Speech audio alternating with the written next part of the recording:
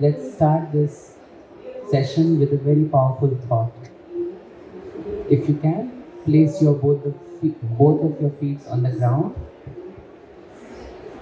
Take a deep breath. Gently close your eyes. The red chairs are very comfortable, but don't let yourself go into sleep. Breathe in and breathe out. I can hear a lot of noise around me, lot of voices, but I choose to focus my attention on the voice of my inner heart. I choose to listen to myself. I allow myself to listen to my inner voice.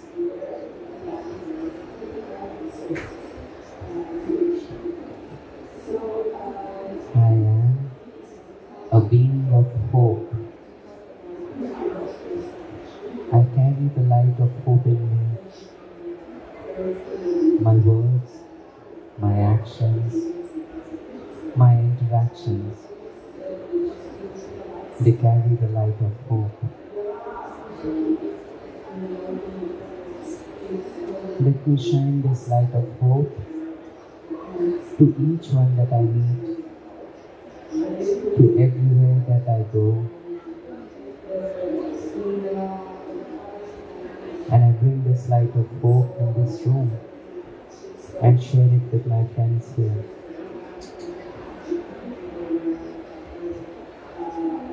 Thank you. Okay. So I would give the opportunity to David and Lucy to give us some opening remarks, some opening messages. To you all for making time to be with us today. It's an exciting event of young people of faith where we are gathering to discuss and to empower. It's a conversation that is going to bring us into the holistic approach of addressing issues of climate change from the perspective of ethics, of values, and connected with our spirituality and our faith. This conversation is about story. It's about what has happened on the ground. It's not what we are planning to do. It's what we have done as young people of faith and inspired by our faith. In union with all the faith and in connection with the divine, we are very grateful that we will be able to have an opportunity to interact with you. But beyond that, we had a conversation with other young people who were not as fortunate enough to make it to Sharm el-Sheikh, and will be sharing their statements and their voices will be heard here in COP27. We are a people of faith. Things might go wrong, there might be loss and damage, but we still keep on the faith. It's the last thing that we should ever lose. Lucy. Thank you so much, David, and thank you so much for being here. So on the special occasion of this first global interfaith youth event at the COPs, Deputy President of Soka Gakkai International, Munene, has sent us the following message, which I'll read now. I would like to congratulate the organisers and the participants in this COP27 side event, Global Interfaith Youth Action on Climate Change, Gather, Discuss, Empower and Act, being held in Sharm el-Sheikh. We of SGI and Soka Gakkai International have always had high expectations of youth in terms of addressing global issues. In particular, we recognise the fact that the climate emergency will bring about huge damage and pose many challenges to your lives and futures. We regret our part in creating these problems and applaud the young people around the world who are proactively working to establish a framework within which they can consistently and meaningfully participate in discussions and decision-making processes.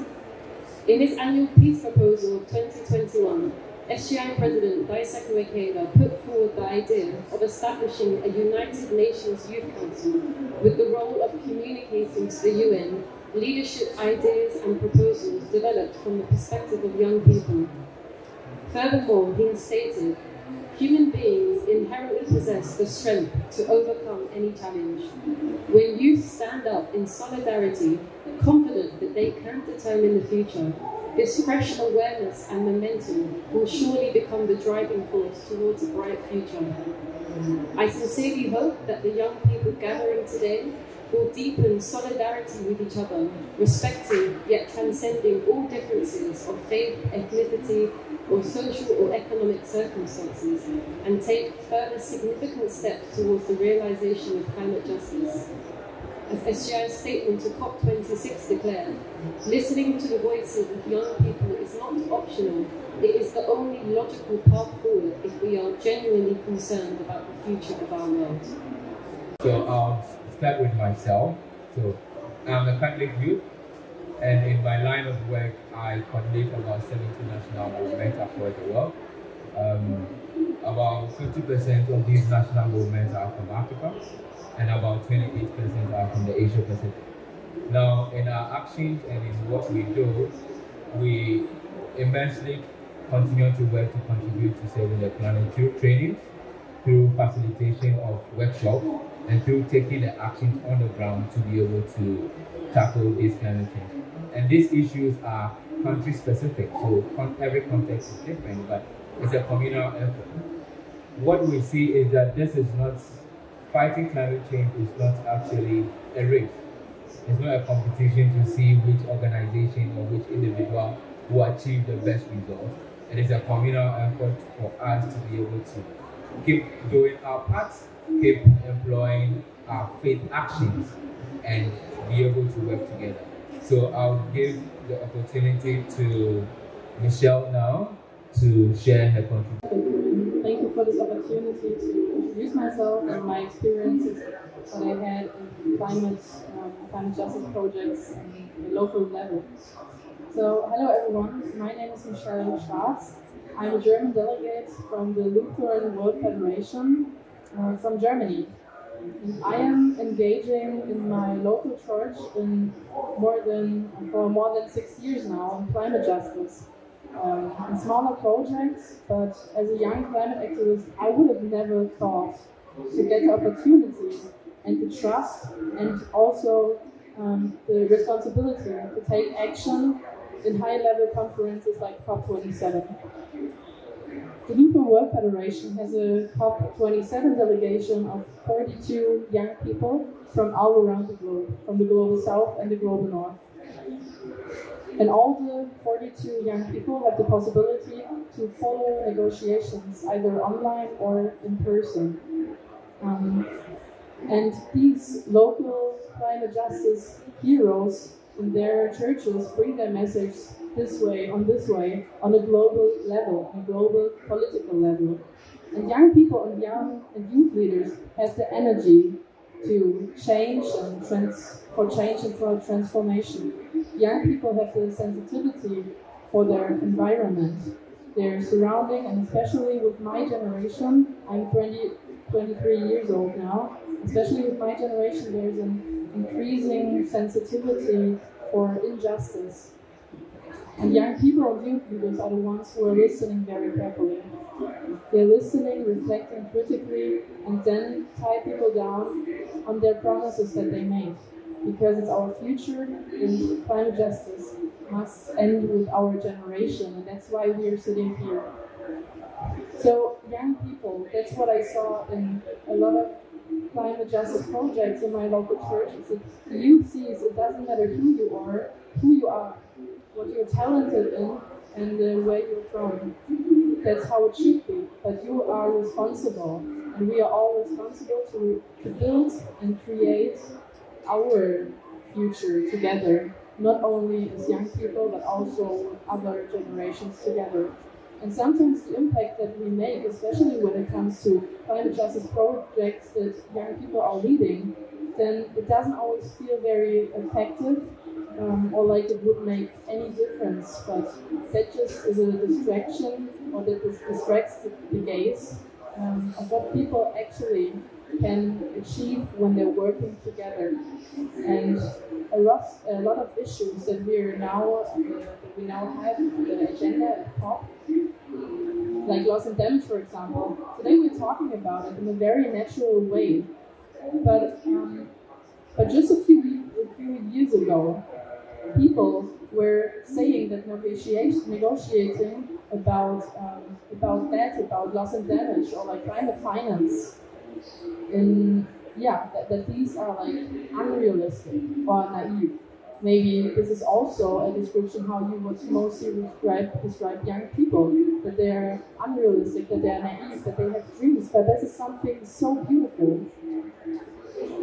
Young people are bringing crucial, progressive and future-orientated sustainable projects on the table and fight for their rights, that their voices get heard. When a young woman from no matter which place on the whole wide world is leading a climate justice project, no one should ever tell her that's impossible, that's utopic and or naive. You don't know what you're talking about, just try to be realistic. And that the Lutheran World Federation is sending young delegates with members from all continents to the COP is actually highlighting their confidence and trust in the power of youth to bring an effective change towards intergenerational climate justice. And even after COP, it's so important to not leave these people alone with their experiences, because you just gain a lot of experiences and then we go back home and have no way how to spread it. So, for example, there's one delegate, his name is Maro Maua. He used to be here at COP27 last week. I don't know if anyone of you knows him, but he's also a delegate from Lutheran World Federation. And after his experiences that he did online last year from COP27 in Glasgow, he implemented a project in his local region about, it was a bike race. And after they finished the bike race, they just went to the beach together and cleaned everything that did not belong there, like plastic bags, papers, and other things. And this is a sign, it's a very hopeful sign that young people from local levels are bringing their experiences to a global level and then going back to the member churches or to their regions and share their experiences and tell other people that we actually can make a difference.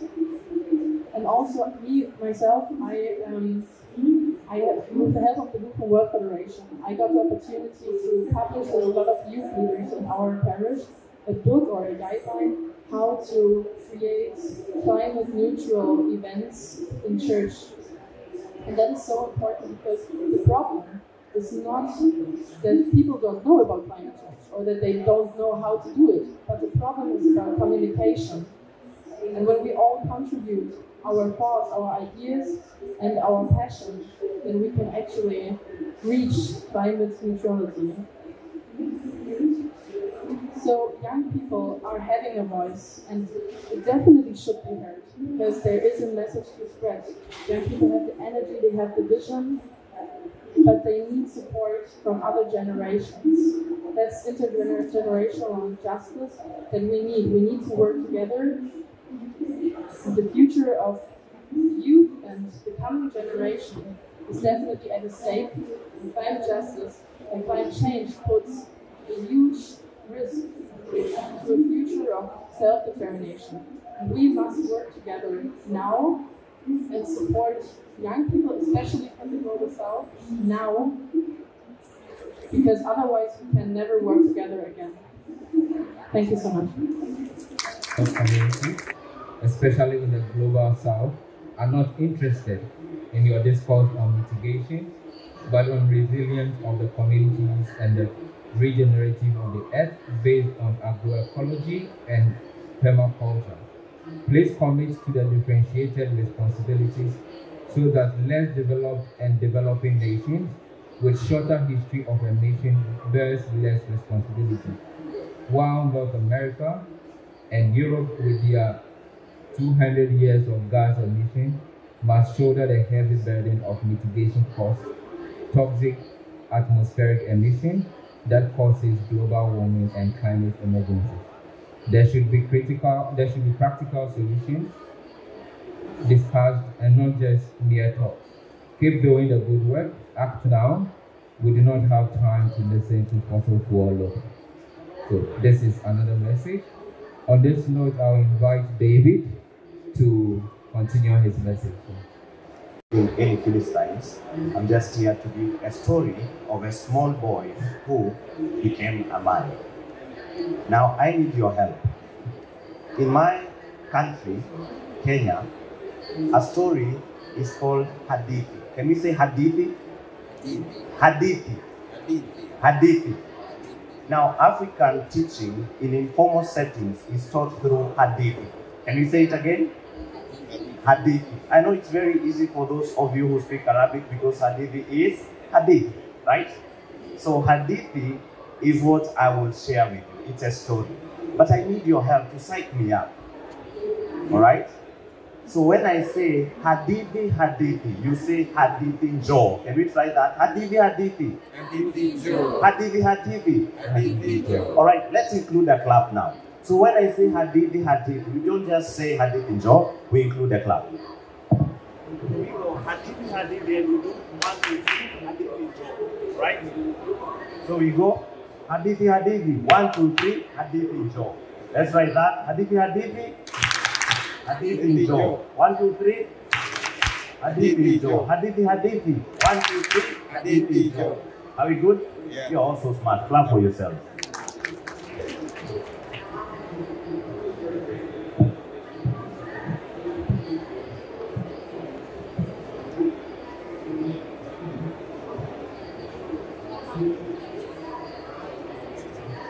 So as I said, my name is David Munene. I work with the Catholic Youth Network for Environmental Sustainability in Africa. It's a long name, you can just call it CYNESA and we'll be cool with them. So I'll share with you the story of a small boy. Whenever you see that, you know it's time for hadithi, hadithi, hadithi jo. Let's try it again. Whenever you see that, hadithi, hadithi, hadithi jo. Alright? And the spelling for hadithi, hadithi, the blue one is for me. No, it's not up there because I'm getting closer to God than you are. It's just that it's easier for you to relate. And then your hadithi jo, it means story come is like that. So this is a small boy on the left hand side, if you can see that on your screen. And this boy does not have very many photos when he was young. He doesn't feel empty because he has no photo as a baby. He just feels adequate because he has faith. On the right hand side, this boy grew and became a young man. And just like any other African young man, he was able to fool around. And that is why you see, he doesn't look at the camera on the extreme right, instead he lifts his leg. And some other boy who is equally foolish will lift up. And this boy also believed that Dwayne "The Rock" Johnson, if you smell, was the best wrestler ever. So he wanted to imitate his poster. And this boy also played football because he loved it in his own village. He started playing football without shoes. Somehow he graduated to being a goalkeeper without gloves. Then this boy continued to fool around. As you can see, he's taking a photo with his eyes closed. The rest are trying to be a bit serious. And those in the background can't even begin to understand what's wrong with this boy. Now, this boy has also been a church guy. He's tried his best. In Sydney, in Australia, he was posed as Jesus Christ in a mime play. Not that he had any beard, but then at the bottom, he also supported the clergy to become clergy and feel empowered. So this boy was a church boy. But then again, this boy knows the challenges of climate change. He knows what water stress is all about. He has fetched water on a bicycle, on his shoulders, about 600 liters a day carrying on his shoulders, on a downhill a steep place. And that was not enough because he had daily chores to do, and he had to go again and cut fodder for his father's cows. Only, don't worry, the dairy cows only give us about 6 liters of milk after about 6 hours of labor. But all this time, this boy did not know what the environment is. He only knew it was about planting trees, not growing them, planting. He knew about Wangari Maathai, and he knew about collecting trash. And that was all he knew. But that is what the environment is. And he did have to concern himself mandatorily because his faith did not tell him exactly to do that despite Genesis starting with the story of creation. Now this boy says, hadithi hadithi, Hadithi Joe. And now, because you have asked for the story to come, the story is going to continue. He found out about CYNESA in 2013. The Catholic Youth Network for Environmental Sustainability in Africa, it's a faith-based organization that is started by young people, led by young people. And the idea is to create a platform for young Catholics in Africa to respond to the twin challenges of climate change and environmental degradation with the hope of achieving an ecological conversion, a change of mindset, attitudes towards creation. And this is why the network of young Catholics in Africa caring for our convo in the spirit of Laudato Si. So Laudato Si invokes, through his faith now, he has come to know, oh, my faith teaches about care for creation, which is translates directly to care for the environment. And environmental stewardship and climate change is addressed there. In Laudato Si paragraph 217, which is the papal encyclical that was released in 2015, it says, living our vocation to be protectors of God's handiwork is essential to a life of virtue. Therefore, this means, I want you to reflect on your life. Do you live it as a vocation to protect God's handiwork? If it's not, I'm sorry, your life is vicious. It's not virtuous. It is not an optional or a secondary aspect of our Christian experience. It's not something I can choose to do or not to do. It's not like gumboots or an umbrella that I put on when there is rain, and when there is no rain, I put them away. But then again, it goes and tells me, you are created with a vocation to work. Therefore, I have to put in the work. So the young man says, Hadithi, Hadithi. Hadithi Joe. And we proceed because we ask for another Hadithi. And this young man now learns about the three pillars and three areas of work through which CYNESA works. The first one is formation and awareness creation. We used to call it education, but we felt that education is a bit terminal. It's an end of a pipeline thing. You get a certificate and then you withdraw, you forget what you learned. Who can be able to do titration right now comfortably since you went to a chemistry class? One person, and you haven't tried it out, so we can't believe it. So then the second thing is that this young boy, now becoming a young man, started teaching others about and creating awareness about care for creation, about climate change and the environmental degradation around our continent, around our country, and in their villages. And got an opportunity to also speak to young and old equally in the spirit of intergenerational dialogue, intergenerational solidarity, and intergenerational equity. This is the one area of work of CYNESA. Hadithi, Hadithi. Hadithi Joe. We continue with the Hadith. And this gentleman now, the young man, has started now engaging with networking and advocacy because he knows I can't do it by myself. CYNESA can't do it alone. I need Soka Gakkai. I need Brahma Kumaris. I need the One Lutheran Federation. I need everybody, all hands on the deck in the spirit of Laudato Si. Enter into dialogue with everyone, paragraph 14. He started networking with people and advocating for issues that he believed are important for young people. But that's like the t-shirt here, I'm not the only owner. We've got many others that we brought on board to work with us. And you can see at the bottom left, so we ran a campaign borrowed from Laudato Si paragraph 13 says, young people demand change. And the paragraph goes ahead and says, we wonder as young people how you can be thinking of a future when you are not thinking about the needs and the importance of the excluded and the vulnerable in our society. So you can't have a conversation in talk, have it in high air-conditioned rooms while somebody is scorching out there and their family is getting swept away, their culture is eroded, their spirit is stolen, and you think that you are doing a good job. We don't believe you as young people. It has to come from the grassroots. But I know my faith is very important, and that's why every other time I get an opportunity, I will talk to those in the hierarchies of the church and also those who are at my level as the laity. This gentleman also, the young boy, remember, who could fetch water, who could play football, fooled around. This gentleman now got an opportunity through networking to become the African regional facilitator for major groups and stakeholders that are accredited to the union. And then he uses the power of the microphone. And this is credit to one lady, and that's why women are so awesome in this fight against climate change, because it was Tess Vitao. Hadithi, Hadithi. Hadithi.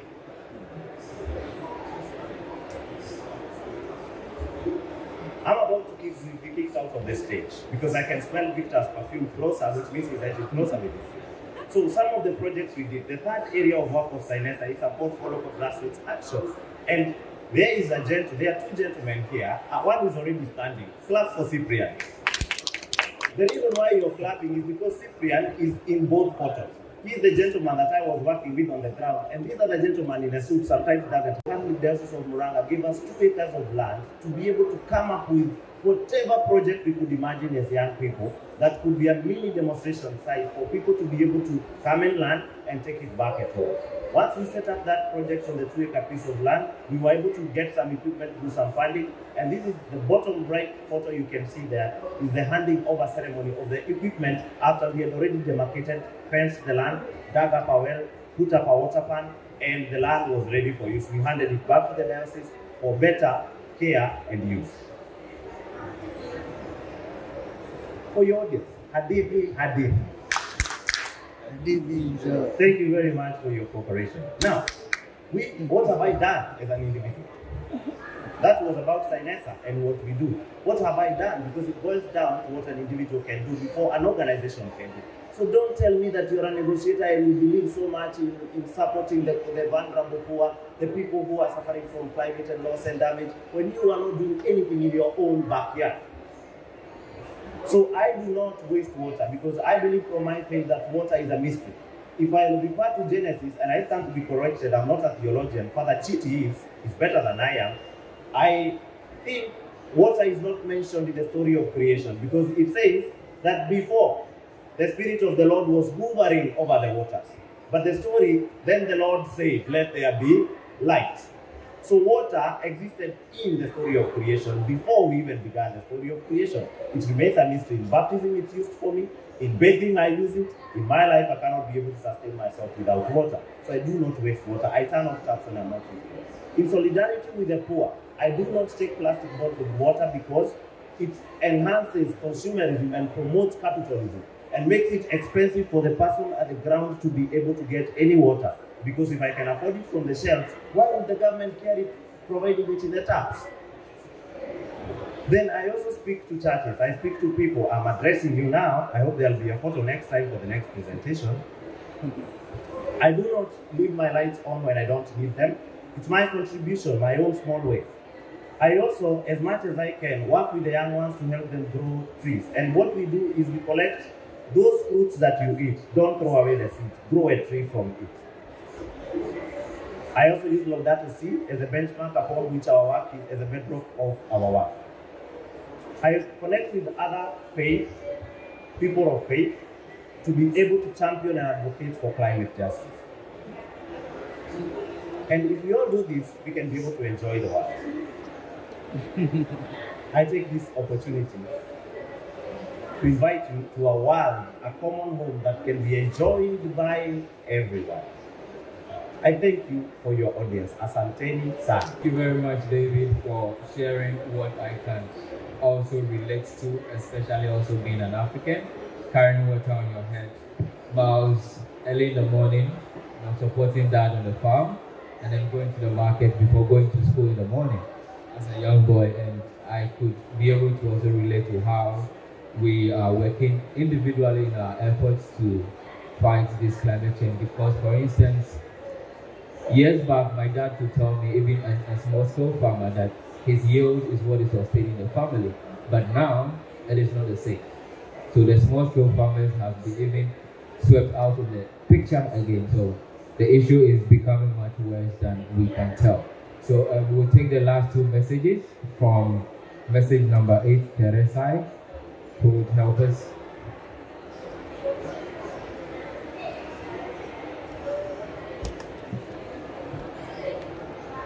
Thank you very much. And my message is we are calling on the religious leaders to truthfully call out our political leaders. There are faith leaders who are entering into politics.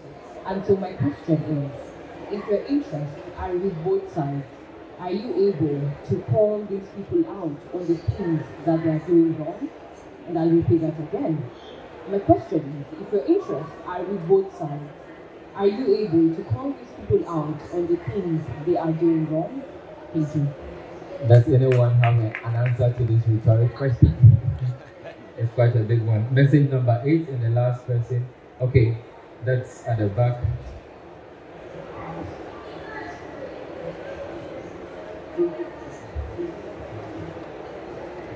Thank Thank you. I will read message number 8 from South Africa. The big push behind South Africa's anti-apartheid movement was faith leaders encouraging each other and working together in solidarity with one another. Can we find a way to somehow bring those flames back into our faith leaders for climate change? Gakkai International UK. So Soka Gakkai in English means Value Creation Society, and we're a socially engaged Buddhist organisation spread across the world. So the social engagement aspect of our practices is crucial. We don't see our practice as complete without, seeing the positive benefit in our society and environment around us. So I wanted to take this opportunity to actually share one of my personal reflections on this COP so far. So this is my second COP. I was at COP 26 in Glasgow, and this is my second week of COP 27. And it takes a little while to find your bearings in this space, doesn't it? So I took the advice of my dear friend Shantanu last week, who told me to just be here. So I tried to do that. I tried to really spend the first week to just be here, to just listen and to just learn from my environment. So one thing that I've learned from doing this exercise is that the ideologies that are driving the main discourses of climate change we hear in this space are rooted in divisive political ideologies, including protection of national interests and national security. Security not meaning the people or citizens of nations, but of economic, military and political interests. And this is a big problem. Such ideologies cannot bring about the solutions that we need to achieve climate justice. There is a divide between nations and businesses and ordinary people, who in this space we know as civil society representatives. And as we can probably hear very strongly, they are the voices that are calling for climate justice. I believe that it's imperative that we entangle ourselves from such divisive and destructive ideologies that perpetrate distrust, greed, and self-interest, and that disrespect the dignity of life. On the other hand, we must embrace those ideologies that respect and uphold the dignity of life in all of its forms. And I believe that's where the role of religion or spirituality comes in, and why it's so important that we have a space to discuss these different belief systems. We all have a belief system, in fact. We all have faith in something. Whether that derives from religion or spiritual principles or teachings, or faith in humanity, or whether that derives from values of our modern world, such as materialism, we all have a faith and we all have a belief system. And it's important that we know what our belief system is and how it contributes to the world. And our belief system is fundamental to who we are, because it's the basis of our thoughts, our words, and our actions. And it informs the nature of our relationship to the outside world, or our external environment. This might be the smallest side event of COP27, but for me it could be the biggest stage in the world. So I'm going to take this opportunity on the biggest stage in the world to deliver a message to the leaders at COP27, and to be the leaders of the youth. So I'm looking at all of the young people in the room. This message is for you. Please ask yourself the important question of, what do I believe? What do I hold in my heart? I'm not here to tell you that the philosophies and religious teachings that we embrace are the correct ones to achieve climate justice. This is something that each of you should decide for yourself. But the only thing that I will say is to please make sure that the ideology that you embrace empowers you to be true to yourself as a human being with unlimited potential, and to be able to make, and that it enables you to make positive contributions to this planet. So I do also want to talk about action, because there are some actual action that youth of the Soka Gakkai have been taking. So I wasn't here just to rant. There was a video, but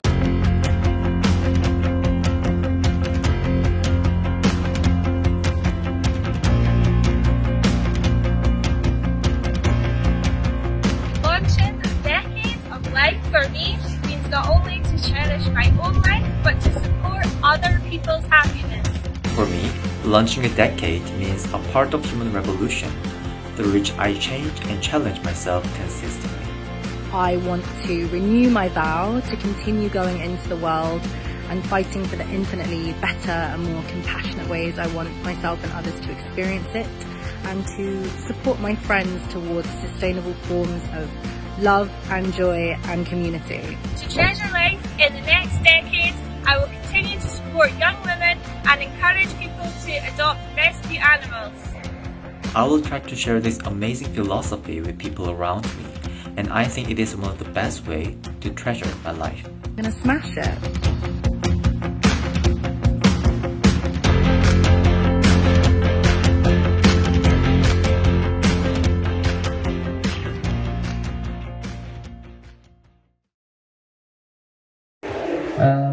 I would start to share my thoughts with where I picked up from Michelle when she was saying that young people are more sensitive towards injustice. And this is where we draw our inspiration from. Imagine we live with our parents, we are taking a lot of nurturing and nourishment from them, and we never consider to say thanks to them. Never ever. 1 day, 2 days, and many years go by like this, and then we are creating a big drift. This has happened with nature as well. She has been taking care of all of us from millennia, and we have never thought of connecting to her with the sense of gratitude, the sense of belongingness. So our actions draw from this space of gratitude.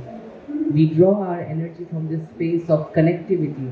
We want to connect with nature because we want to serve nature. So before I serve someone, I need to know this person, what is their need. And so the need of nature right now is of that of reverence. We have been always considered taking from nature or earth as a resource center, and that's why we always talk about restoration. When you are saying about restoration, it means you think earth is a storehouse of resources where you want to fill in things back. But what we are talking about, not restoration, but regeneration. We're talking about rejuvenation. We're talking about replenishing. We're talking about rebuilding the connection that is lost. And with that, I would request you to enjoy these slides. I'll give you an example of two little projects that we have started. One is a project called Kalpataru. We are Brahma Kumaris, and what we thought that generally there is a thought about young people. First, as Michelle said, they are naive. Second, that they probably are only talking about wisdom. But what about the application? So we brought three important aspects together for plantation, and we were able to, from 5th June, we started plantation, and we were able to plant 1.6 million trees by 1.6 million people with the same little slogan, one person, one plant for one planet. If you see the number of plants, it's not too much, but if you see the number of people that have joined, that is something. So we incorporate three important principles here. We bring environment through tree plantation. We do incorporate values which are to be imbibed within our regular lifestyle, and we use technology to make sure that both these streams, environment and values, are going hand in hand. And how we do it is through a mobile app that we have created. So young people are all about apps and gadgets. So we used our sense of activity in creating an app whereby if you, let's say, plant a tree today and register it in our app, for the next 100 days, we will send you notifications on how to take care of your new friend, this little plant that you have planted. Many people don't know what is the right water cycle. Many people don't know what is the right manures intake for a certain type of plant. Which plant needs what kind of pit depth. These are certain things which are very necessary for one person to do a plantation. So we bring environmental education in a very layman language, in a very common language, and we again incorporate spiritual values into it. For example, someday you will get a notification saying, don't do anything today, just watch your plant. Just observe it and see what it does to you inside. So we are trying to inculcate, nourish the soul, but also the sapling. The seed is planted there, but there's a seed inside which also needs to be nurtured. You see, this has touched over people from all sectors. You can see college students, you can see children. There's one thing about children and youth that I would like to share. When we went to pick up the plants, the people were holding the plants like this. But when we gave it to the children, they were holding it like this. This is the innate wisdom that children and youth carry. We just need to nurture that. We went to different faith leaders. We have been doing plantation with everyone. Environment is one thing which brings everyone together. Massive plantations. If you see the right hand corner person is 102 years old. And he's not planting a sapling for himself, he's planting it for us. So this is a group activity.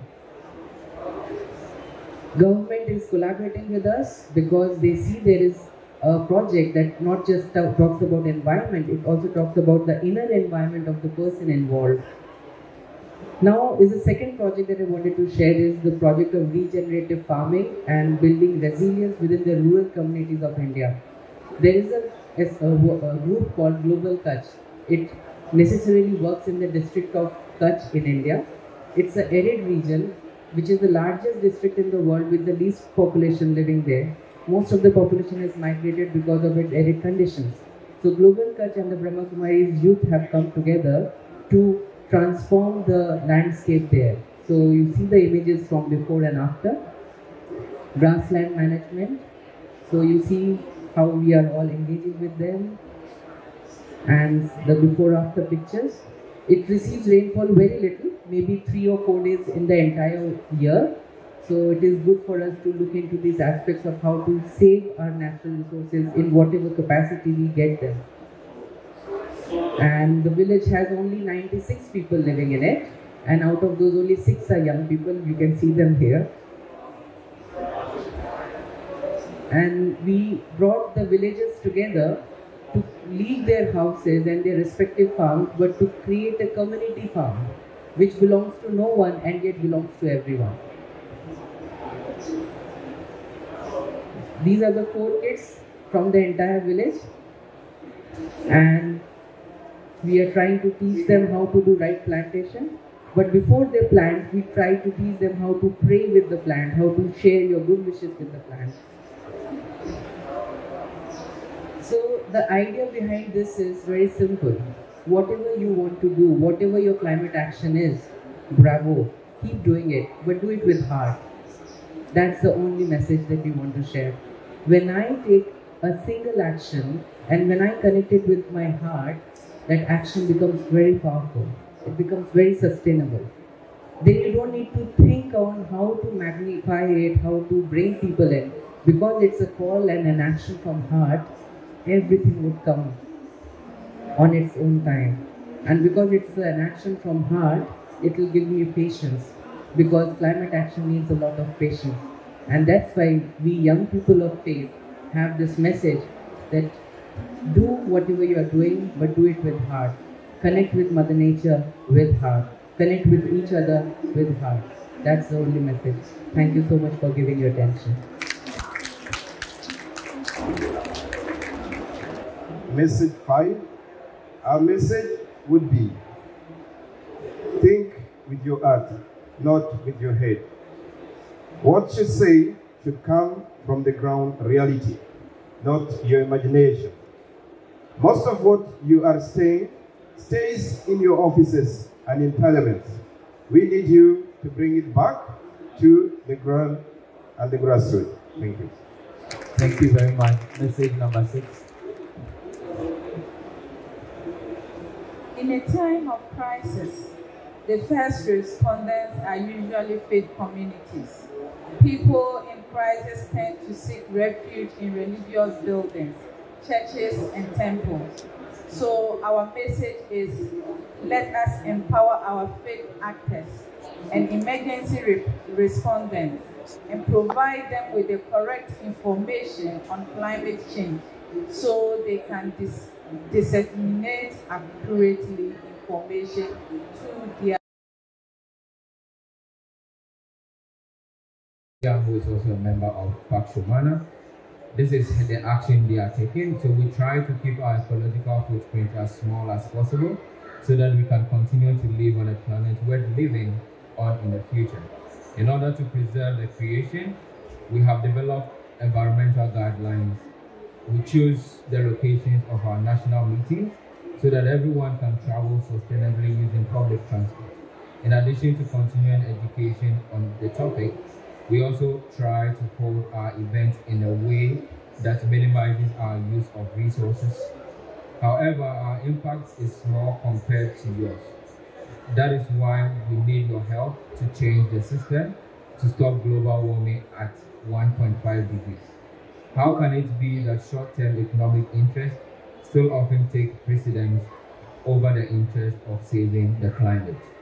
Let me read the question again. How can it be that short-term economic interests still often take precedence over the interest of saving the climate? On this note, I would like to thank the organizations the faith organizations that partnered for this discussion. So we have the Gakkai International, SGI UK, we have the Carrick Network for Environmental Sustainability in Africa, CYNESA. Then we have the Brahma, Kumaris World Spiritual University. Then we have the Lutheran World Federation. We have the World Resource Institute. We have the United Religions Initiative.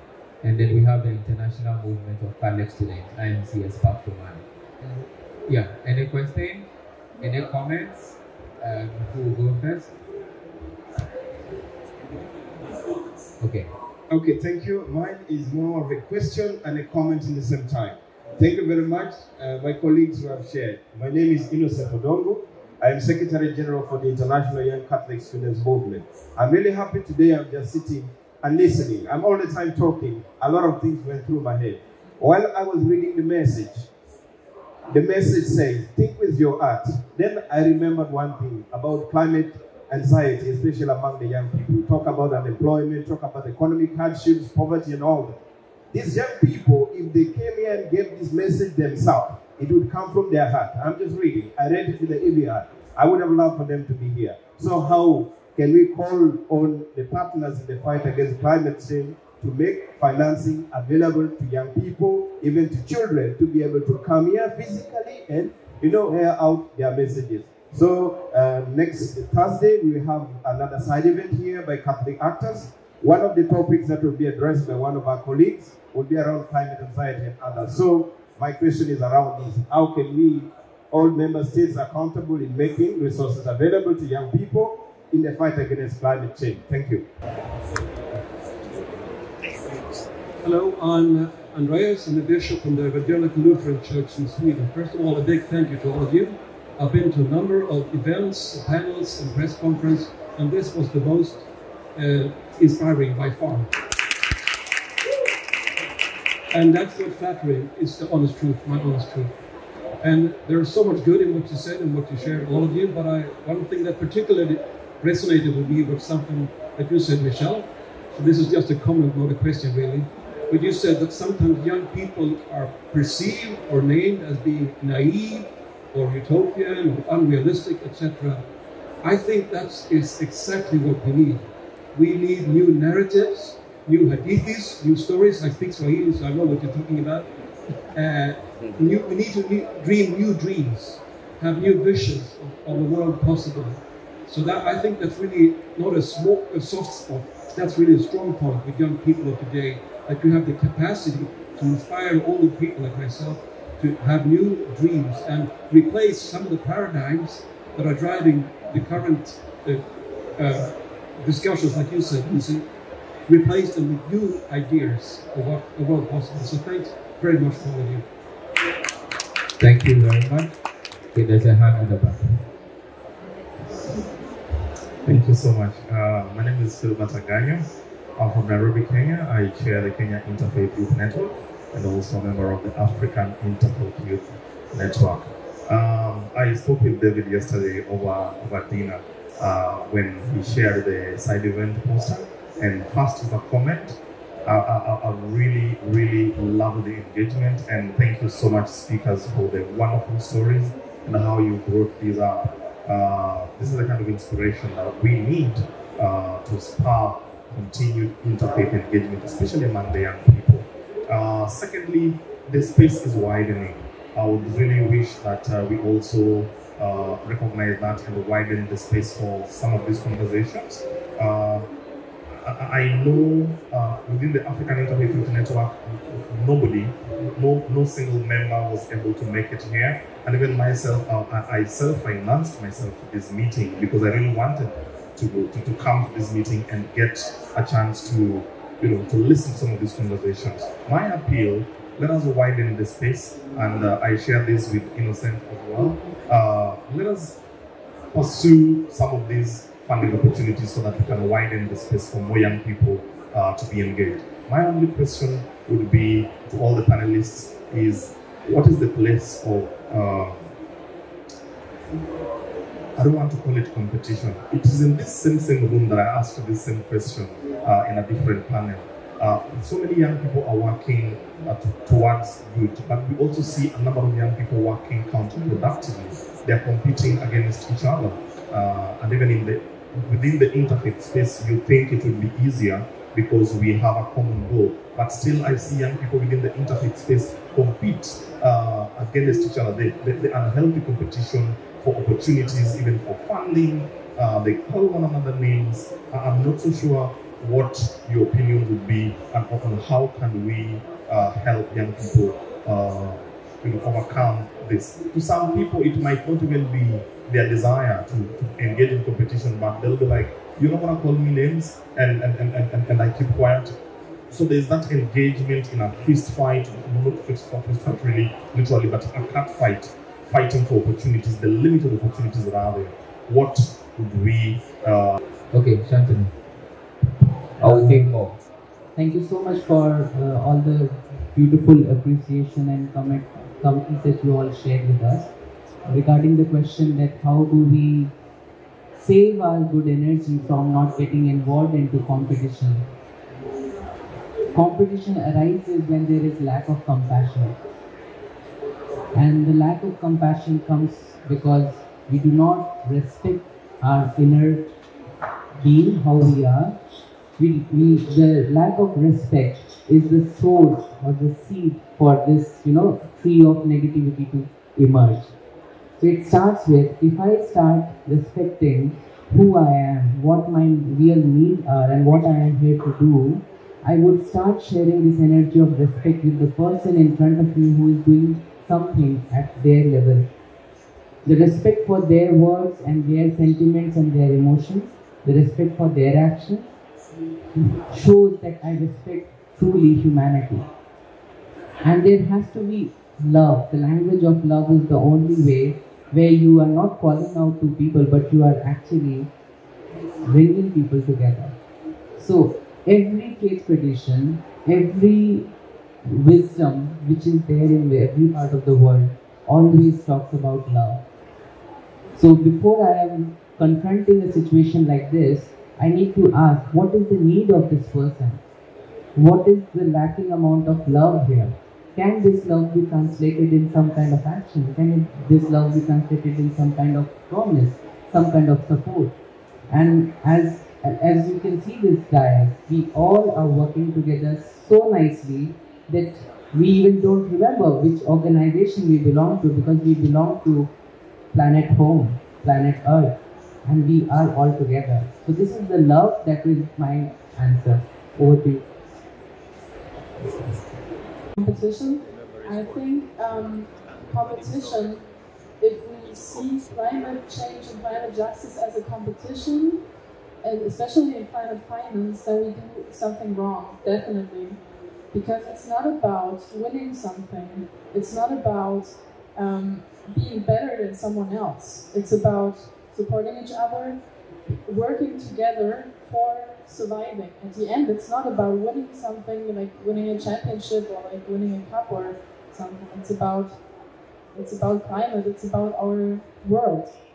And especially for young people, it's so important to know that they have the support and don't fight for that.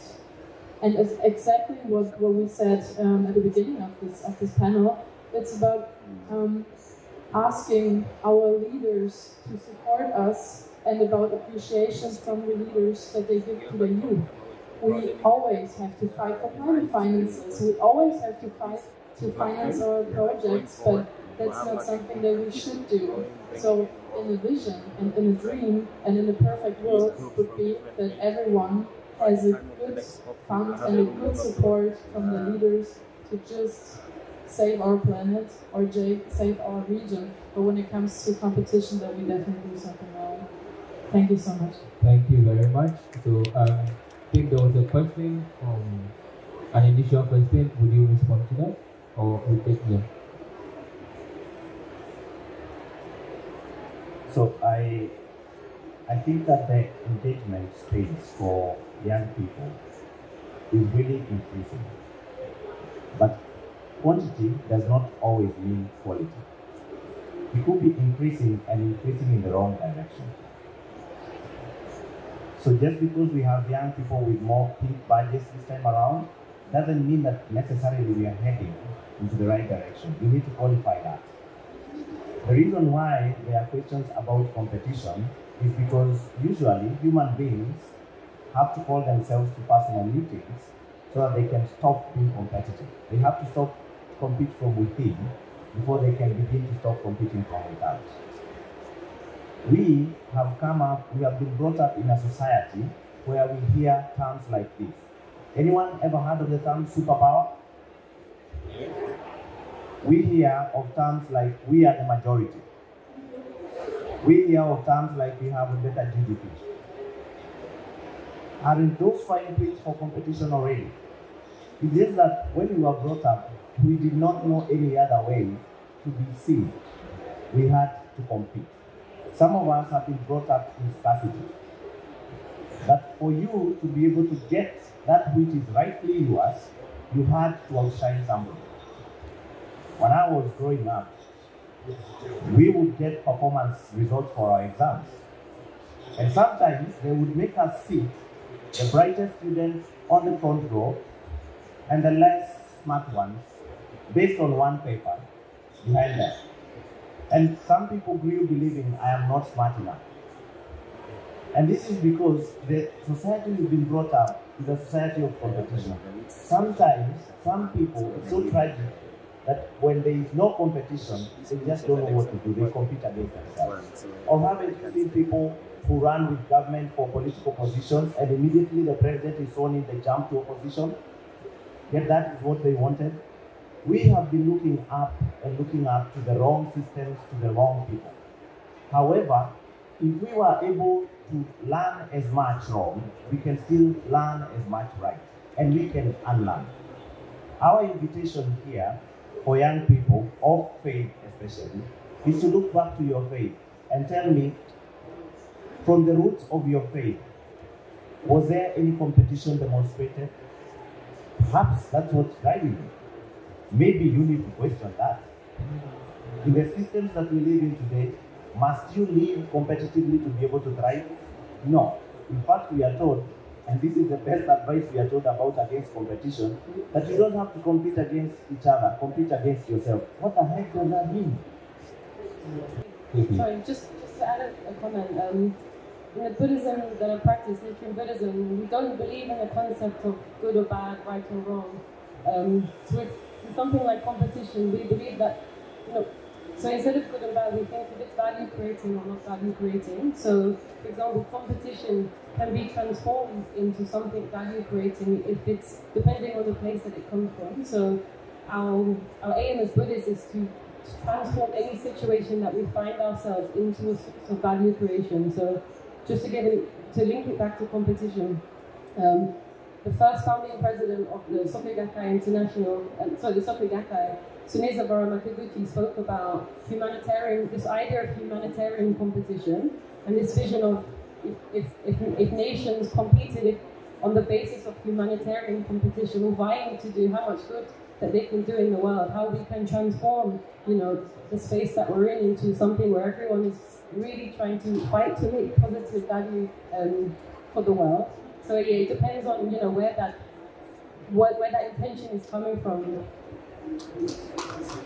Okay. Please, apart from you, who else has a question or a comment? I just want to see. So we have 2, 3 more apart from that. Okay. So my name is Munene, I'm from Kuwait, and this is my first time participating in COP, and it's really, really very touching what all of you have shared. And in terms of competition, I see that like most of you are complementing each other rather than competing. So really, it's very beautiful, and I feel the youth are doing what the adults couldn't do, maybe the leaders, because what I see is really very elevated, the awareness that's coming from inside, and I think most of you have shared that word. When I'm aware, when I'm conscious, then I can respect myself and I can respect others. So really very beautiful, and I can see hope coming. Thank you. Thank you very much for seeing hope. Your faith has revealed it to you. So, Dave from Carrick. So much. My name is Patel. I am a radio journalist and a member of CYNESA. Mine is a comment. And what I wanted to share with you is how many of us are engaging with their broadcast media, that is faith-based broadcast media, to teach about climate change, environmental issues, because we find that from a faith-based perspective, we need faith-based journalists who are going to be articulating and also reporting on faith matters relating to climate change. So mine would be a challenge as we go back. Next year, I would love to see very many broadcast journalists reporting from a faith perspective, being at the media center and working together so that at least we can be able to exchange ideas. So mine would be to rally all of us. Let us teach, let us journey with the faith-based journalists and also train them so that they are able to report accurately what you guys are talking about, so that at least we can change the narrative and also, as David said, change the habit. Thank you so much. Thank you. The next person? Okay. Yes, so mine is on always the place of refuge, or they are always the first respondents for crisis. As of now, with the typhoons in Malaysia, Philippines, the drought in Kenya, with the floods in West Africa, I know the churches have burdened, not only accommodating people, but feeding people. But the question here is, how many organizations support these faith-based groups to be able to handle these crises? And the question is, none. None. The churches, I am talking from the Catholic Church perspective in Ghana. I know during COVID how much the church spent, because some of us were at the forefront looking for funding, getting food, and going from home to home, because at a point Ghana was under lockdown and people were not going to work. And then the bad day workers, the laborers who work for daily pay, they could not even afford food. And some of the youth of my church, we had to somehow get food, and we're going house to house, giving them these food. But these churches, unfortunately, are not being funded. They are not being supported. And the church themselves, they are burdened. The temples themselves are burdened. But we are rather investing in government, which unfortunately the money do not trickle down to the less privileged. So mine is a call to action. Mine is a support. I'm not saying we should not support the government, but let's look at the people that really need support. And I think the churches, the faith-based organizations are doing better jobs than some government. And instead of us, quote and unquote, wasting the money on the government, let's rather invest massively in these groups. Thank you. Thank you. So there's someone here. There's one person here. My question is for Michelle, and I was going to ask you what motivates you to continue fighting for the environment and climate justice despite being seen as like naive and not being taken seriously.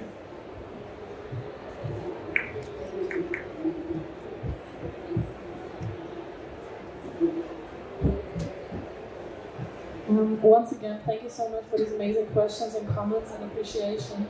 And I think even though it was a question for me, all of us can actually argue with it, because all of us, we are working for youth organizations. And so first of all, I want to start with your question. Thanks for that.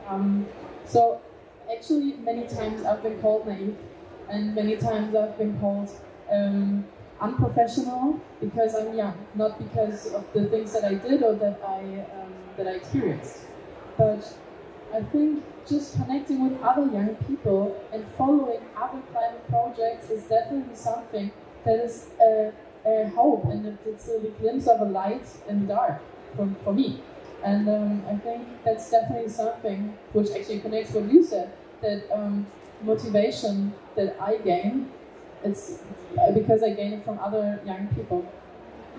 And also something that I want to say from the comment before about our governments is that I really respect our experiences that we made in Global South and the Global North. And the thought that I had is that with the preparation for COP27, we always said, connect with your governments, even though you're a faith-based organization, because they are your leaders. And we have to show our leaders our direction. And I think that's definitely a voice that is so many times unheard from the most affected people, from the most vulnerable people.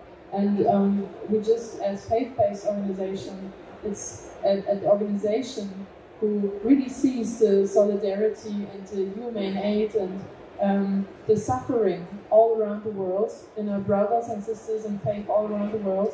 We are the ones who should give a platform for our brothers and sisters, because me, if I know that I have got a brother in faith on the other side of the world, I don't want him or her to drown in. And yeah, that's something that I learned from faith-based organizations, and also intergenerational when we're talking about that. So I think, yeah, young people are hope for the future, and climate change must end with my generation, as I said. That's what I asked for. But also, it's so important that we ask also our grandparents. They're not only Fridays for Future, for example, is a movement, not like built up from young people, but nowadays there are grandparents for future, there are students for future, there are scientists for future, and this became a large movement. So it's about working together, it's about intergenerational justice, and that's what I want to spread to the world. And yeah, so maybe one of you can also comment on that. Thank you. I think we have run out of time, so the last 4 minutes that we have left, it's about sharing good wishes and prayers. So from each of you, I'm sure you will do it again. Share your prayers, good wishes, and then we'll round up, and then this exits this place. So who starts? Maybe Michelle, then it comes to me. Thank you, Victor. Before we forget to thank you for excellent moderation, which always happens. Could we kindly give Victor a round of applause? Thank you. I believe that the young people, in the words of Pope Francis, are the now of God and not the future. How can you call us the future when we are already here? Or what does the word future mean? Because it means it's going to come. In my understanding, it's not yet here. So how can you call a young person a person of the future? Is this the future already? People of faith, let's go back to basics. We don't have to compete with states. Let's think about, for example, next time, don't finance plane tickets. Why don't you provide for young people, not of faith, provide food for every other young person on this? Because you can do it. You've provided in humanitarian crisis to communities for years. You can provide food for young people. Tell them, just come. It doesn't matter whether you associate with faith or not, but when you come to this booth, food is free and it is available. Those basics are what transform the heart, more than being on an aeroplane for 29 hours to get to a COP, that you get lost to a venue every other time, even though you found it. But we've got to journey with the older generation as well. Intergenerational solidarity, intergenerational equity, and intergenerational dialogue. Thank you. Shantanu, you have the last messages, okay? Okay, thank you. Yeah, just just quickly, I'll read something. So the Buddhism that I practice comes from the teachings of the Lotus Sutra. So the lotus flower is very significant in that it blooms in a muddy pond. So this, what I'm going to read is just a small extract from SGI President Akeda's peace proposal from 2021, which was titled Value Creation in a Time of Crisis. It says, the lotus flower blooms fragrantly, unsullied by the muddy waters from which it draws sustenance. This illustrates that however deep the chaos and confusion of the times, we can refuse to let this overwhelm us, staying always true to ourselves. The limitless power of value creation, which is intrinsic to life, enables each of us to transform our circumstances into an arena where we can live out our unique mission, imparting hope and a sense of security to all those around us. Thank you very much. So shall we give a round of applause to ourselves for coming together here to discuss, to empower ourselves, and then as Interfaith, we've come here to interact, and we hope to be able to go out and take the necessary action together in our small corners, in our big platform to cause change and to lead change. So I would like to thank you very much for joining me and just coming along with me too. So I would request all of you to shine your light from your gadget. You can put on your flashlight, like we have a light here. And as you hold your light, also hold the light that you are, And can you play the video of the earth? There's a video of earth. And when you shine this light, just look at this beautiful pearl, the blue pearl, which is floating in the ocean of universe. You, me, we all belong to this pearl. This is our home. This is the planet. This is our friend, where we all live, where we all experience our emotions, where we peace, generosity, unity, and tolerance. Let us shine the light of humility. Let us shine the light of belongingness. Let us shine the light of positivity. Let us shine the light of hope, healing, love, and life.